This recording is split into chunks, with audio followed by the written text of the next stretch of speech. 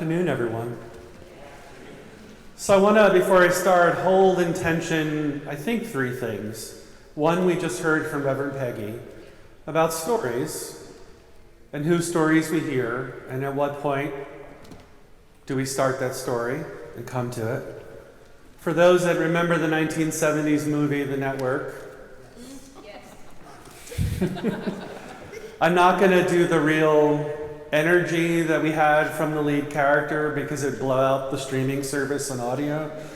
But they're lifting up a time in our history where it felt like all of the marketing, all the commercialism, all of the news, all of the politicos weren't being genuine.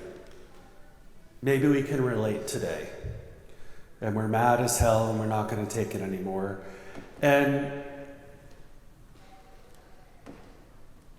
I'll share with you all a little secret. I don't know if I've told you, but Jude is my confirmation name. I took it, raised Catholic.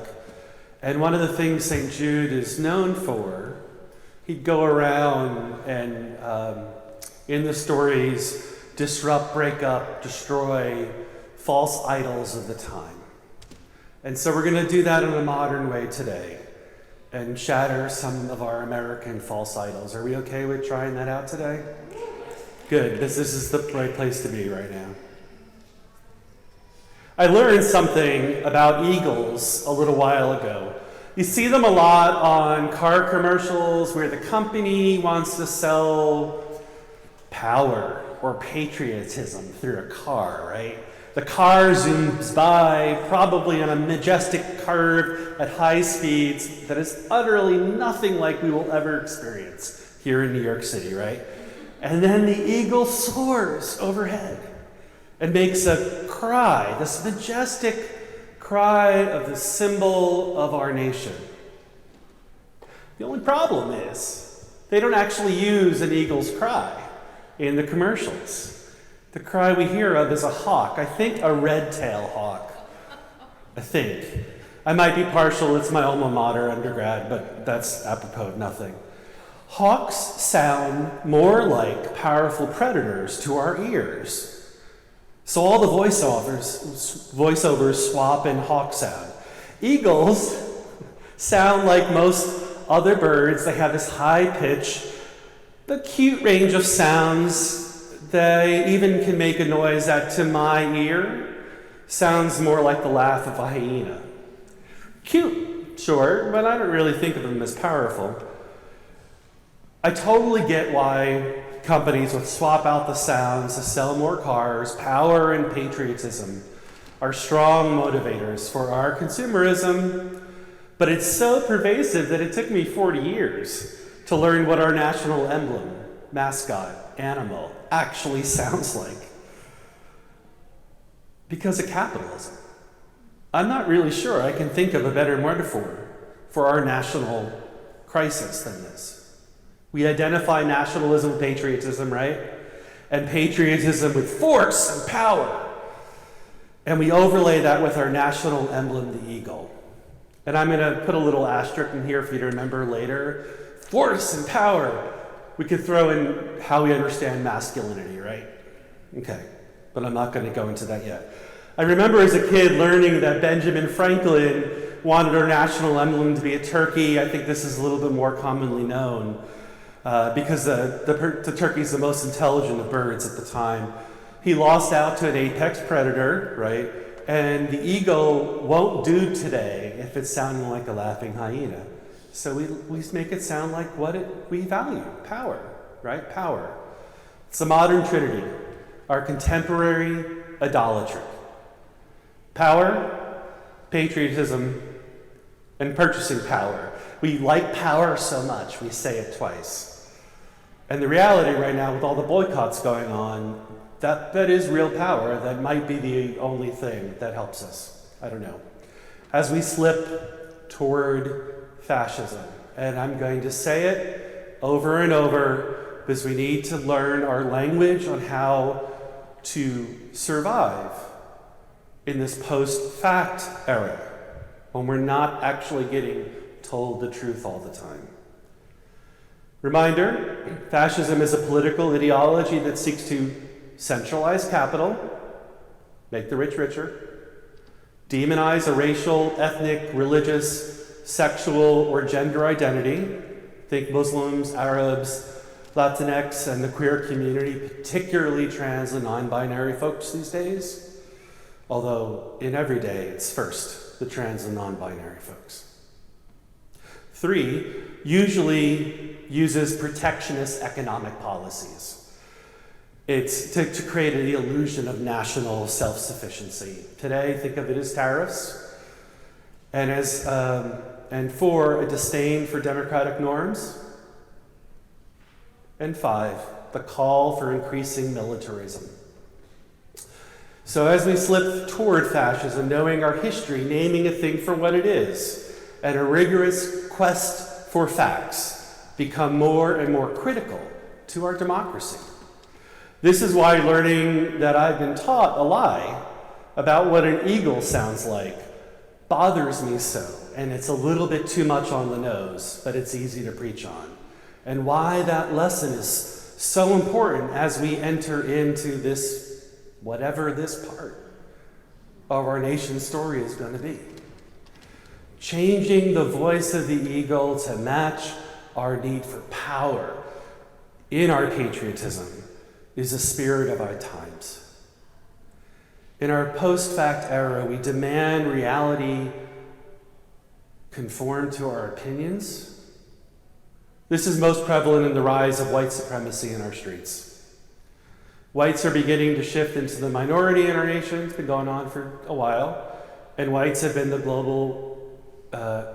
and the whites have never been the global majority, ever. And as equal rights are gaining enough ground, that folks who have historically enjoyed privileges at the expense of others begin to have their privileges leveled. White folk, men, heterosexuals, cis folk, that leveling is can be experienced as oppression. And that's what we saw. And with being treated more equally than before, white supremacy surfaces in the broad daylight again. We have a senior minister who's a woman. That's a problem, right? That's what white supremacy does. It's patriarchy also. It's a lot of things, but it's also that. Where do we just see it?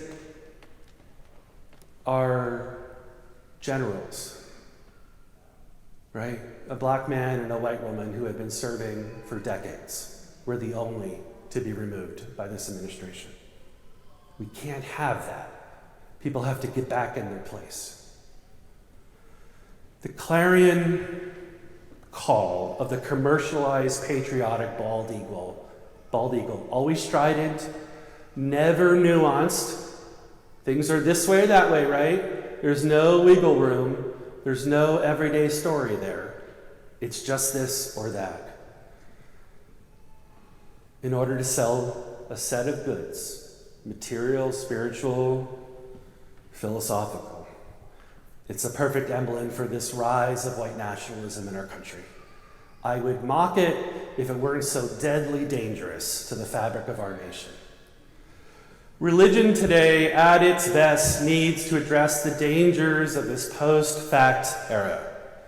It needs to do its part in staving off the worst excesses and inoculating our children from growing up believing in this dangerous nonsense that props up bellicose lone male figures as powerful when they are merely petty, as charismatic rather than charlatans, as populist when they mean white nationalist. Confusing opinion with reality, especially when those opinions are universally used to benefit some at the expense of the majority of others. What is faith to do in response to all this? This central problem to our religious life is explored by the late great theologian Ada Maria Sassi Diaz. Although she was writing around the turn of the century and exploring the nature of oppression, belief, and justice. She would expand the discipline of liberation theology and center the experience of Latina women as a community. Around the kitchen table. What do you do around your kitchen table? That's part of our culture, that's part of our faith, that's part of our lives. This branch of contemporary theology is known as Mujurista theology. She would argue that, and I'll quote her now, new narratives help us to see and to value parts of ourselves that we have ignored or that we do not know well. And they help us know ourselves differently from the way oppressors define us. In our post-fact era, knowing our own stories becomes even more critical as the forces of oppression and hate continue to literally make everything up as they go. We do this a little bit. I lead small group ministries online right now. Hopefully we'll be in person again when we have a little more space. But one of the things I ask our folks in a small group ministry when we're reflecting on the same content together in a group is to listen to the person talking without thinking about your response, right? I mean, that's sort of a given. But also to listen as if their text, their voice, their perspective is sacred.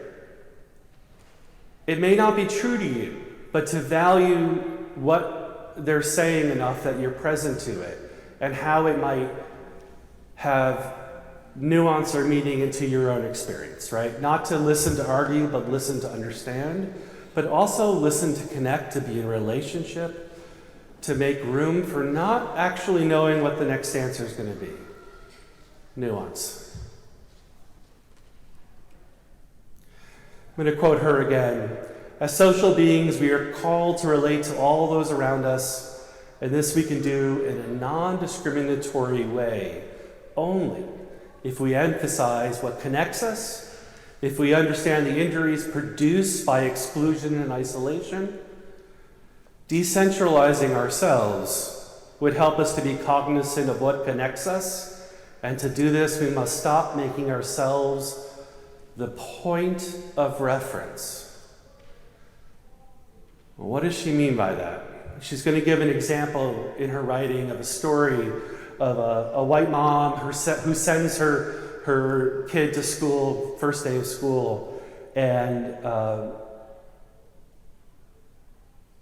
when her daughter comes home, the daughter mentions that she's got an Hispanic classmate, and her mom not wanting her daughter to be racist, the white mom reassures her by telling her that there is nothing to worry about and that the little Hispanic girl is just like she said she is. Diaz says it's very difficult to imagine that such a mother in today's society would tell her daughter, "Do not worry, you are just like the Hispanic girl." And that is what we're asking for with decentralizing. The mother's comment reasserts the centrality and normativity of the dominant race and culture. Whose stories get centered and whose stories get a forced makeover is the dominant challenge of faith in our post-fact era. Diaz is talking about race, and it's especially relevant to the rise of white nationalism here and in the White House. And we can also make room for the reality that white supremacy is also patriarchal and sexist. It's race, power, gender, sexuality, reasserting the centrality and normativity of the dominant race and culture isn't only race lines. Okay. I remember in an old career, after college, I worked in IT, what one does with a degree in religion, information technology apparently. And I've had a bunch of bosses who are women. Sorry, I keep calling Reverend Peggy boss in our side conversations. I'm a Jersey boy and I just can't get it out of there. It's a compliment. I had a boss in IT, which is one of the more sexist divisions in the world, certainly in the 90s. And I would go out into the field to solve a more complicated problem. I was one of those was the supervisor for the IT department, the help desk, and she ran the help division at the university. And I would be one of the ones that would go out with like high anxiety clients or really difficult problems. And I usually would be the one that would be called to for a second or final call. In those situations, when we were out together occasionally, we would both be brought out if something was amiss. And people would turn to me when I was this 22-year-old over turning to my boss, and I would have to physically turn myself to her and to wait for the answer because they just couldn't conceive of it. This just happened again as it happens on Thursday. And I did it again. I introduced her like 3 times as a senior minister, and someone turned to me for some question that was completely not mine. And I'm not going to go into more details because I don't want them to feel bad if they're listening to this. But it's part of what happens in patriarchy. It gets so internalized that folks, even when you're explicit that this is the person that's in charge, or this is the person that's going to give the answer to this question, they can still in that moment turn back to the dude.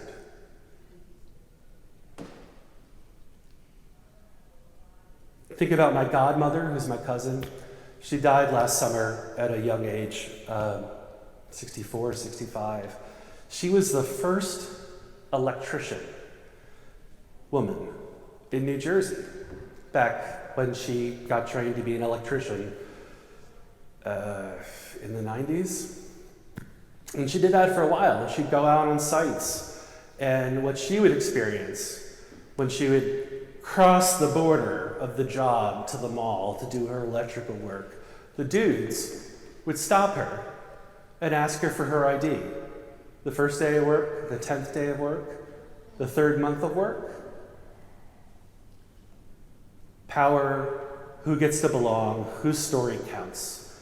She wound up quitting the work of being an electrician, and because she couldn't take it anymore, and went and got another degree, and she worked as a nurse for the rest of her life. Not that that's any easier or harder, but a life was changed by what happens at these borders of patriarchy, borders of white nationalism.